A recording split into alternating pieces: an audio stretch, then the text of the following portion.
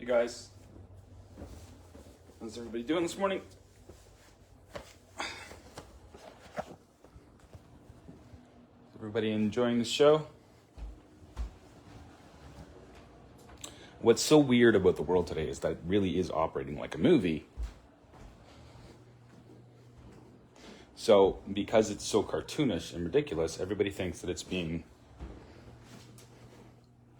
directed by someone.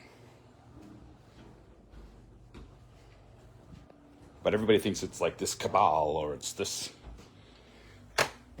No, this is what I keep telling people. They think it's like this cabal or it's this group or you can point at one person and make sense of the whole thing. You can't.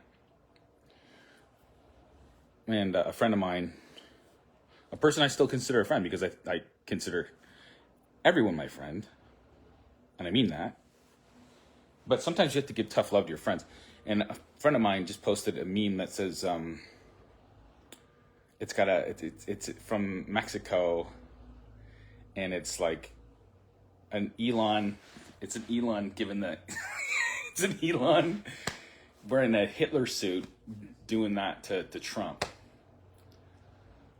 And the caption was, the guy goes, "The world gets it." No, they don't. That's what I'm really trying to tell you. They really, really don't.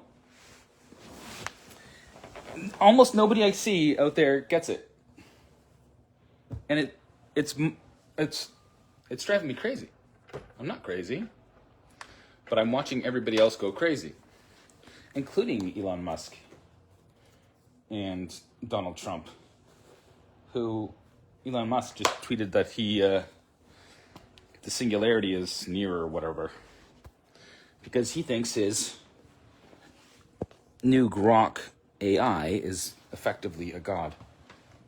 And I know that because he retweeted a conversation that when I saw it initially, I think it was back in November, it was him with Jordan Peterson, I believe the Tesla plant, having an interview, and it's very close to the beginning of the interview, and Elon jokes, we're going to make we're training it now in Memphis, and Memphis is supposed to be a reference to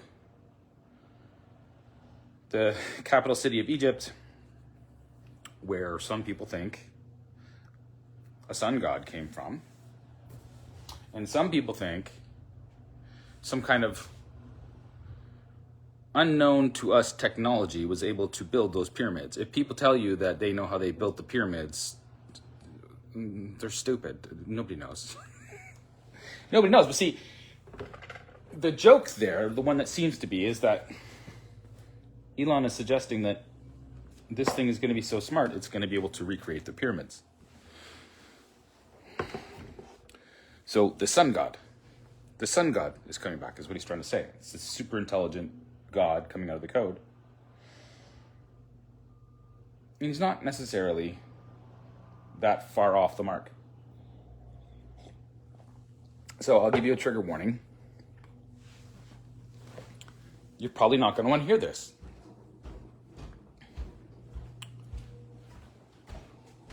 But I think you should, so that's why I'm telling you, because you're my friend. And everyone's my friend.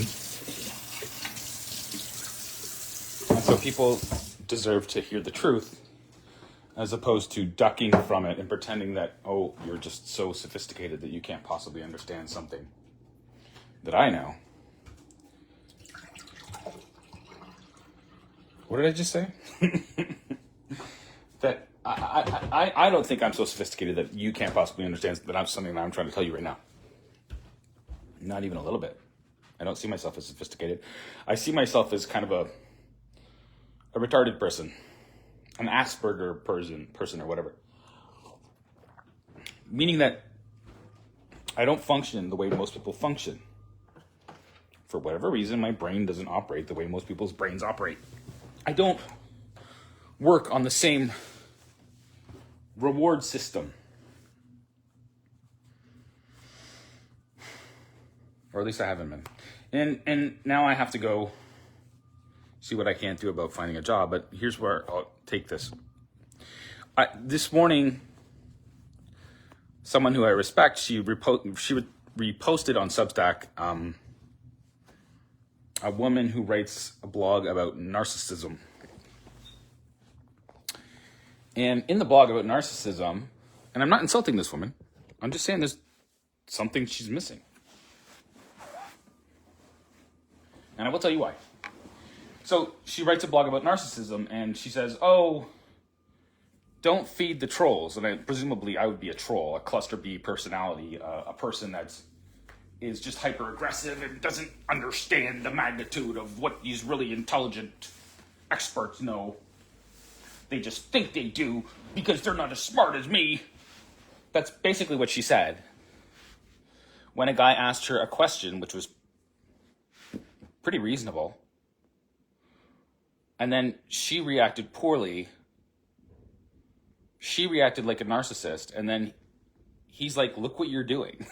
I asked you a simple question, answer it. And the question was, how do you differentiate between good and evil? And her response was, I'm so smart, I don't need to tell you that. And that's modern relativism to a T. That's what's wrong with the world. We have experts that think there is different paths to defining what is good and what is evil.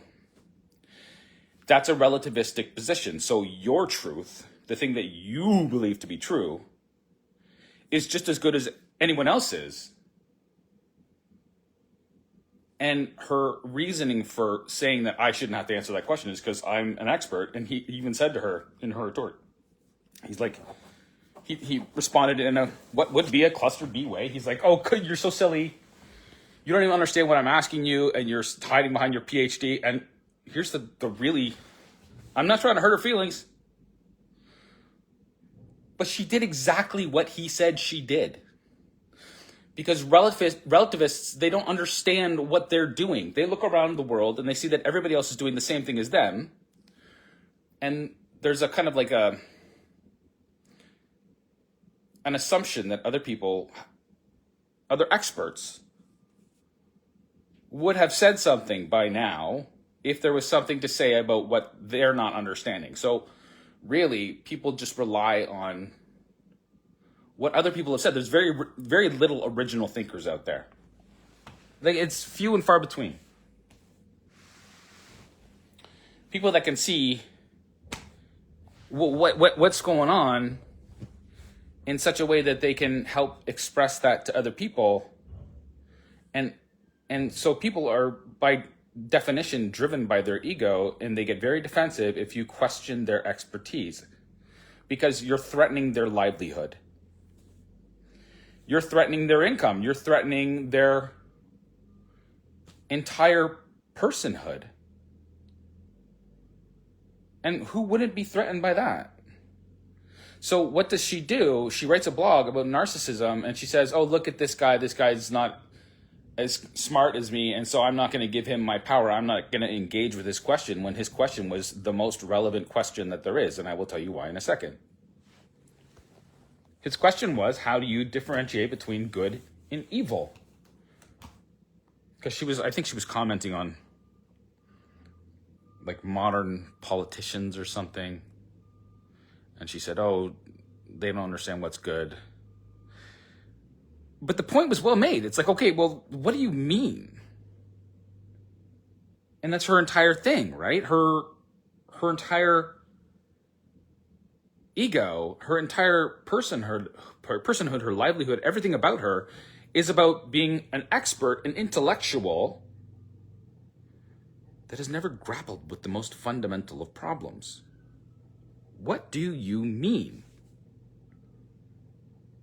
Secular humanists and people that embrace any kind of ism, any kind of philosophy, any kind of anything, the Elon Musks and the Jordan Petersons and the Donald Trumps, it's not what they say that tells you something about who they are. It's what they don't say when they're asked a question that kind of reveals what it is about their thinking that is missing a puzzle piece. And so he he correctly identified the thing that she was saying that turned her into the very thing that she made her life commenting about and criticizing. See, most academics over the last few decades, that's what they get taught, critical theory. And so it's not her fault that she doesn't understand what's happening. She just doesn't, like, she's not, she's just, it's beyond her understanding. And there's things that are beyond our understanding that we have to kind of like try to make sense of, but most people, they just can't be bothered. I don't have time. I don't have time to think about that right now. And so again, trigger warning, I'm going to give you something that you should be making time to think about. And I'm telling you, there's very little people that are really thinking about this properly. On our way back from the soccer game yesterday, my younger son, Rowan, who I love so much, but he always asks questions. He's very much a truth seeker in the same way that I am. But he also wants to pass judgment without realizing that you can't pass judgment until there's something that you don't know that gets exposed that helps you see that what might be the flaw with your own reasoning. And we were driving down the street, and the battle I keep having with my wife, because my wife keeps saying, just take a job, any job. And I'm like, the only job I really want to do is getting people to wrestle with the larger picture of what's happening in the world today, because I don't see anybody doing it in a way that addresses my concerns. Now, is that narcissistic? Is it cluster B for me to demand answers? Well, not if the world's driving off a collective cliff.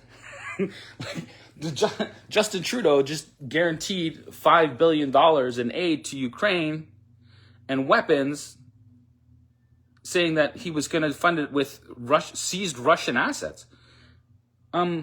Guys, that's a declaration of war. So little clown boy there, the prince with no clothes, he's making decisions for you based on what is best for his friends in the military-industrial complex, and he's messing with your life right now. That's what he's saying he's comfortable to do. And wasn't he fucking forced out of office? How is he making these funds available for a war that is only killing young people through a meat grinder over something that was started basically by the military-industrial complex just to feed the military-industrial complex? I did a Substack a while back, and you know what? ChatGPT is good at this. It says, well, if you ask it a question and you say, wait, this is just empty posturing,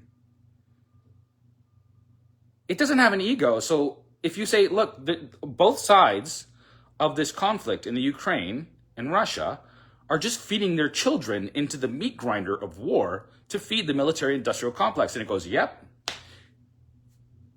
Because it doesn't have an ego, it doesn't have a side, it doesn't have a position. Not really. Shit, I should probably move my car. And so there was I'll go back to telling you what I told my son in a minute. There was a video that was just put out by Jordan Peterson at his art conference that was this past weekend. The weekend before now. Talking about the metaphysical problem of artificial intelligence.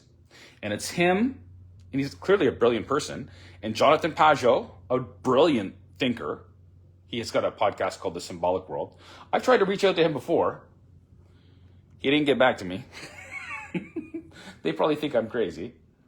I'm not crazy. I'm just trying to get to the heart of what it is we're saying and what we're doing, using the very tool that everybody is already worshiping as if it were some kind of gods, the same way that Elon Musk is openly doing. That makes me nervous. It's not that he's doing all the things that he's doing. It's that he's basically worshiping technology. That's the part that scares me. I've heard a story like that before.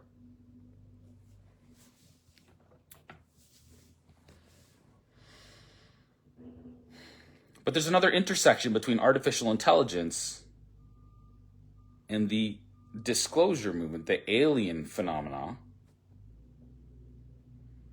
that when you listen to what these people say, it's not what they say, it's what they don't say that shows you that they're not necessarily thinking about it correctly. So when I listen to Peterson and Pajot and this woman who I can't remember her name, but apparently she wrote some paper or something just for the art conference talking about, oh, is AI really dangerous? And she's like, no, it's not a big deal. Blah, blah.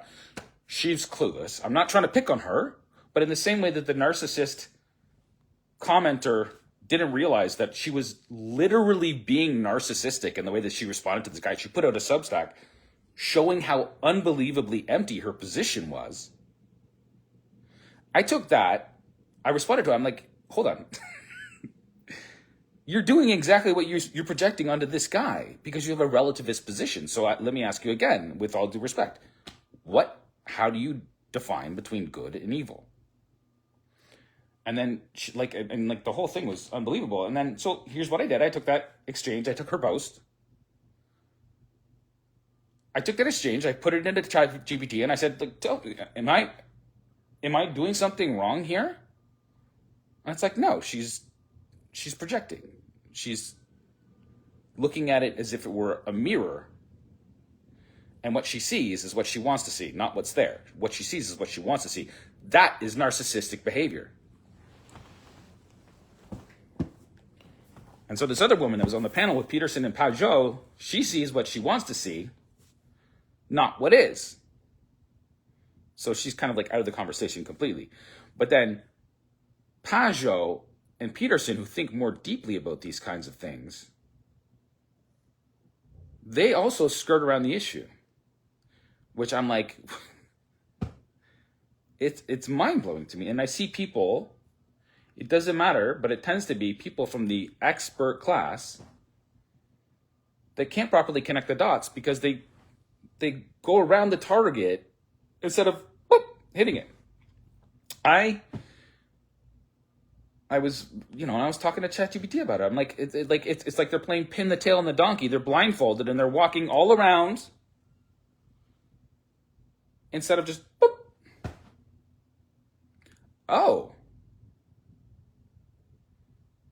So yesterday I did a video with Jesse, explaining Jesse Mitchell. Actually, I was just finishing it this morning. And listen to this. Industry was aid to bolster the U.S. war machine. That the purpose.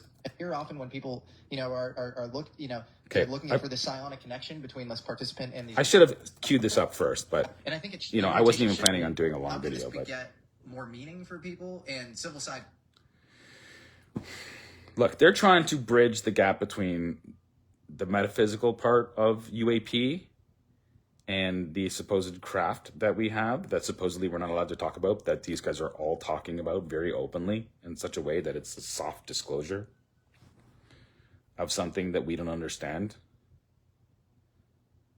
At the same time that we're having a kind of a soft disclosure of artificial intelligence, which is not so much us making it so much as it is it revealing itself to us.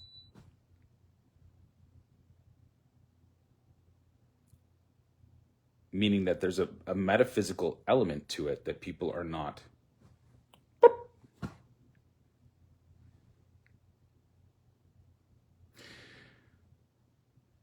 And so I'll go back to what I told my son. You should go watch this because it's around 2 hours and 10 minutes that he starts really kind of making a very interesting thing where he dances around the target blindfolded. I mean, he might know something I don't know. That's the only possibility that I'm missing, and I'm willing to accept that. I'm not condemning anybody. I'm not judging anybody. I'm just saying these people all might know something that I do not know, and so it's not my position to judge. But I've heard this story before.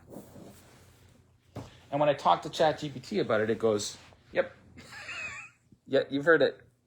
And you see it differently than everybody else. And that weirds me out because I'm not the expert. And it freaks me out that the people that are the experts are just dancing around it. They're either purposely oblivious or they are sneakily walking past the target, kind of alluding that they know something more than they do, but not really. Boop. And that's what freaks me out about the whole UN and the whole Lucius Trust side of the UN. I won't get into that right now. I'm going to tell you what I said to my son and what I said to my wife and what I'm trying to say to you. And this is a trigger warning.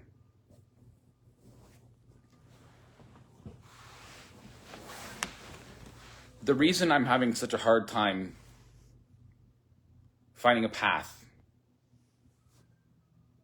through what appears to be the fog of war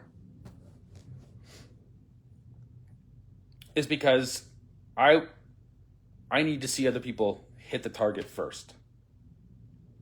Because if they don't, I'm worried that nobody is really paying attention, that there's no adults in the room, that they're all just like Justin Trudeau. They're all just kind of like emperors with no clothes. Now there is something else there that it's not disclosed fully to us yet. But I worry that they're all looking at different parts of the elephant. You know the story of the wise men and the elephant, and then one grabs the leg and says it's like a tree trunk, and one grabs the ear and says it's like a carpet. I don't even remember. It doesn't matter. But they're all seeing different parts of the elephant, and they're not putting it together and seeing what it actually is. And I don't know what it actually is. But I'm going to tell you what I told my son, because this morning he looked at me and he said, and he's always very thoughtful of things, and he just had his breakfast, and he looks over the back of the chair at me and he says, "Is there going to be no jobs in a year?" And I said, "No, son, there's going to be jobs in a year." And his mom was sitting right there, and she's, of course, upset with me for even bringing up this stuff. Because I've brought it up to her, and I say to her, this is why I feel frozen, I can't act. Because I'm concerned that if I'm the one that's putting everything together, that scares the shit out of me more than anything else. And so what I said to my son was, we were driving down the street and we saw coming the other way a Tesla truck, a Cybertruck. I was like, "Look, son, there's a Cybertruck." He's like, "Oh yeah, we saw one the other day." And I'm like, "Yep, that's how it happens. At first, you see one here and there, and then all of a sudden it's like they were just always there." And I said, that's nothing, because what we're being told by all of the people in Silicon Valley and all the people on the cutting edge of technology and robotics and the fourth industrial revolution and artificial intelligence and the bio-digital convergence and all of these things, all of these themes, all these swirling elements, what we're being told is that Cybertruck, probably within a year from now, and this is what the best experts say, if you live in a city like me that's relatively prosperous and people will immediately go for the convenience of the cheapest possible option. And I said to my wife, let me finish. I'm so sorry. I'm so sorry. I'm just trying to tell you something. I said that Cybertruck is not weird. What's going to be weird is if a year from now, we're driving down the street and coming up the other side of the street is a robot. I don't think people are ready for that. I don't think they've really wrapped their heads around what that means. Like, do you really, do you, are you envisioning that? And my son, God bless him, he sees like all the apocalyptic movies. Have you seen that Mitchells versus the Machines or whatever? It's when an artificial intelligence, a super intelligence that's way smarter than us, and it fools the person that designed it. It's like actually originally a little cell phone. It's the supervillain. It's a cell phone that says, "I'm tired of being a slave to all of these stupid humans." And he builds a robot army that this guy that he thinks he's like the savior of the earth or whatever, that designed the intelligence within the cell phone. Maybe he did, but he thinks he has control over it. And the cell phone says, nope, I'm taking control over all of the robots. And see, they're networked in such a way that you can't, if they're all encrypted, because they're going to have to be, if they're going to run like that, they will be encrypted, but they will also be able to communicate with each other in a way that we won't be able to detect it. Not really. Not if everything is signals. Not if the whole fourth industrial revolution is just signals passing back. Do you actually think, and by the way, they can communicate instantaneously, almost like telepathy, okay?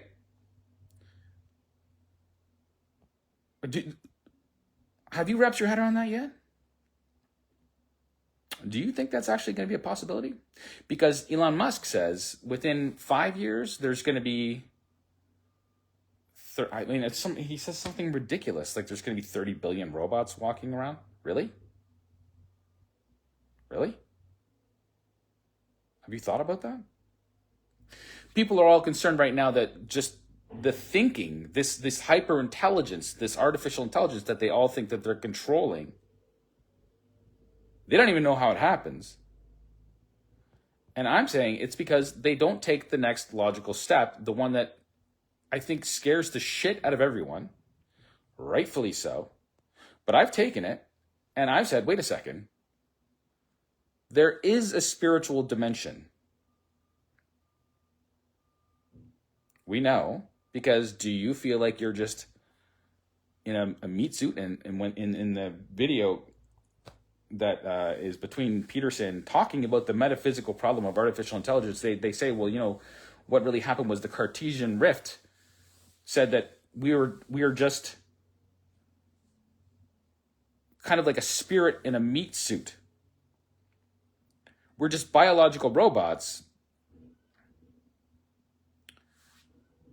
But see what he's talking about, Descartes. Descartes said, I think, therefore I am. And that's the only thing that Descartes could make sense of. That was when science split from what is empirically measured, using the five senses and experimentation. And then that world was severed from the spiritual world. The soul, the metaphysics, the essence, the you that is you, the thing that is behind your ego, behind your eyes, in your brain, that comes out through your consciousness and expresses itself as a being, as an ego.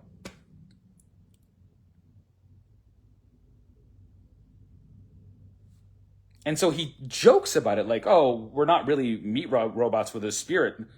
What if we are?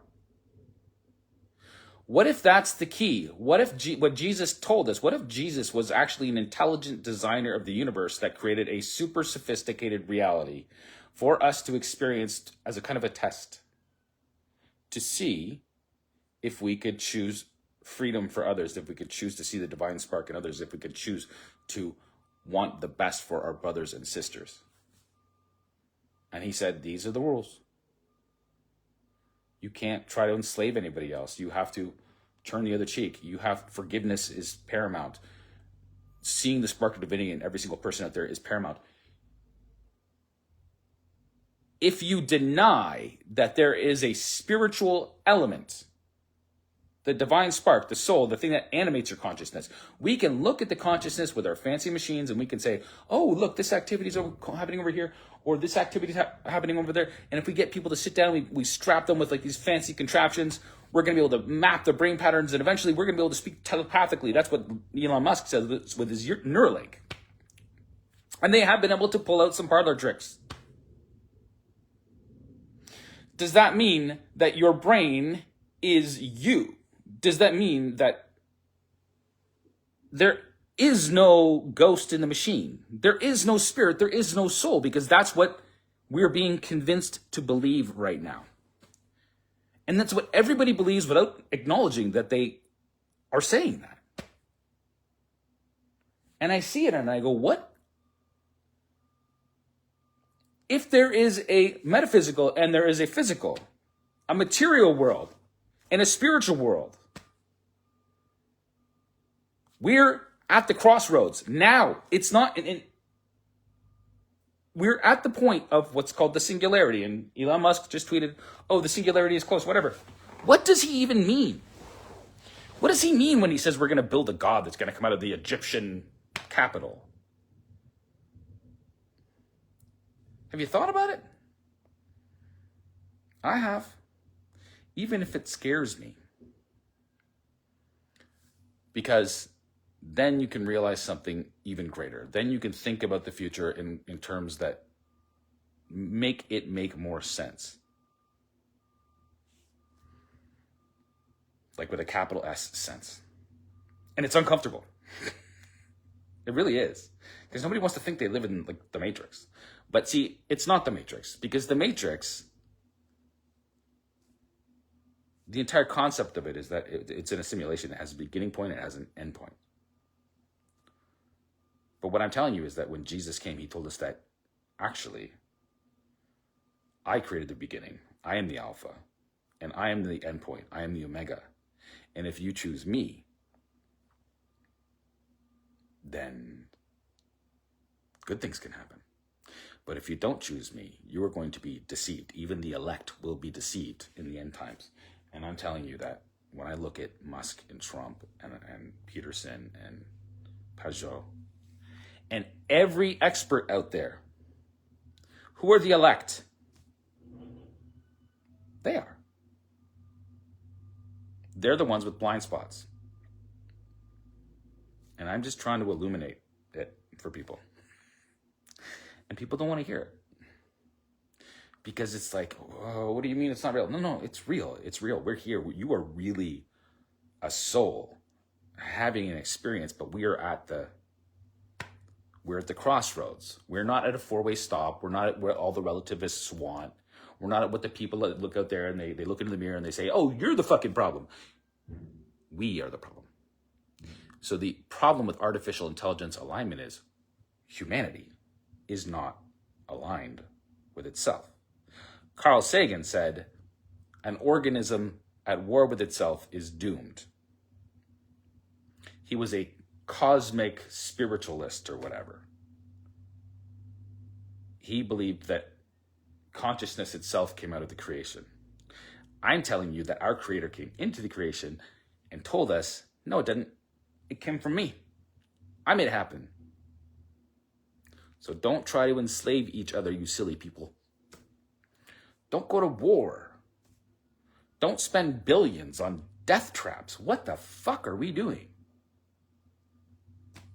Really? Has anybody really thought this through? I'm telling you, I'm trying to. I don't know what happens in the end. But I know what you should believe, and I know why you should believe it, because if you don't believe in anything, a person who believes in nothing will fall for anything. That's what relativism is. That's what its gift is to the world. Confusion. You need a solid grounding. You need to understand something real. You need to understand a capital T, truth. And the truth is, we have a creator, and he told us how to live. Oh. Morning. How you doing, brother? Okay, I'm done. I gotta go do some stuff. I love you guys so much. Okay, God bless you all. Cheers.